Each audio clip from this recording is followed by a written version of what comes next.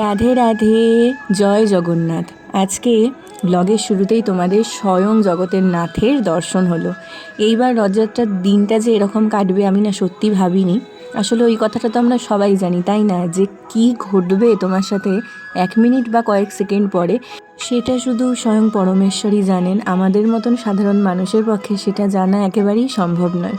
সকালের দিকটা কেমন কেটেছিল সেটা তোমাদের অন্য কোনো ব্লগে শেয়ার করব।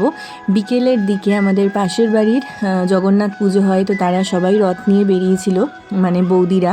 এটা বৌদিদেরই রথ, দেখো কি সুন্দর করে সাজিয়েছে। তো আমরাও একটুখানি প্রভুর দর্শন করে প্রভুর রথ টানলাম। আর এদিকে কিন্তু ব্যবস্থা করা হয়েছিল পথ চলতি মানুষদের ভোগ খাওয়ানোর জন্য, সেটাও বৌদিরা করেছিল। এত সুন্দর করে পুরো বিষয়টা হয়েছিল যে মনটা একদম ভরে গিয়েছিল।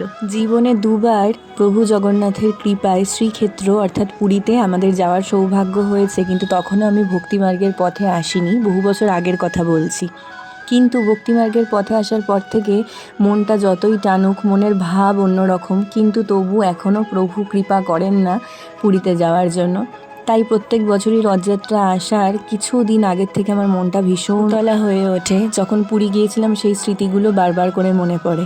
তো এই বছরটাও তার ব্যতিক্রম নয়। কিন্তু এই বছর প্রভুর এত অপার কৃপা, অসীম কৃপা, যে আমার যে কতবার জগন্নাথ, বলদেব এবং সুভদ্রার দর্শন হলো, তোমাদের কি করে সেটা বোঝাবো। তোমরা দেখো ভিডিওতে কতগুলো রথ দেখতে পেলাম, কতবার প্রভুর বিগ্রহ দর্শন হলো। হ্যাঁ, পুরীতে হয়তো হয়নি, কিন্তু জগতের নাথ তো সব জায়গাতেই থাকেন, তাই এখানেই হলো। অ্যাকচুয়ালি এটা হচ্ছে আমাদের পায়রাডাঙ্গার রাস্তা দিয়ে যায়।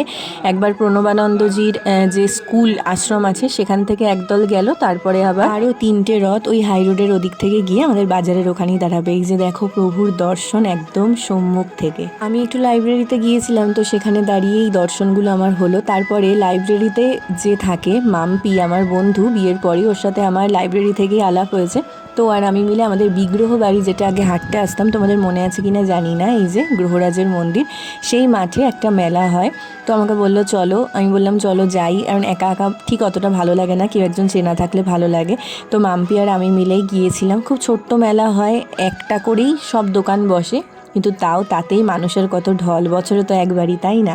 তো এই যে এখানে আবারও জগন্নাথ, বলদেব এবং সুভদ্রার দর্শন হলো। আর এই যে দেখো আমার বন্ধু মাম্পি, লাইব্রেরিতে ওই আমাকে বই নিতে হেল্প করে। তো তারপরে এখানে নাগরদোলাটা দেখে ভীষণ ছোটোবেলার কথা মনে পড়ছিল। আর এই যে মিকি মাউস, ছোটোবেলায় এগুলোতেই চড়ার জন্য আমরা কত ব্যস্ত হয়ে থাকি, তাই না। ছোটোবেলার মেলার স্মৃতিগুলো এই জিনিসগুলোই অনেক বেশি করে মনে করায়। কিছু কিনিনি, কারণ কি হঠাৎ করেই এসেছিলাম, জাস্ট ঘুরেই একটুখানি মেলা দেখে কী কী দোকান বসেছে একটু নাড়াচাড়া করে জিনিসপত্র তারপরেই চলে গিয়েছিলাম। তবে হ্যাঁ, মেলায় গিয়েছি, একটুও কিছু না খেলে তো হয় না। আর প্রচণ্ড গরম ছিল, তাই জন্য দুজন মিলে 2টো আইসক্রিম খেয়ে তারপর যে যার বাড়ির দিকে রওনা হয়েছিলাম। That's all for today. আবার পরের দিন অন্য কোনো ভিডিওতে দেখা হবে। শ্রী রাধে।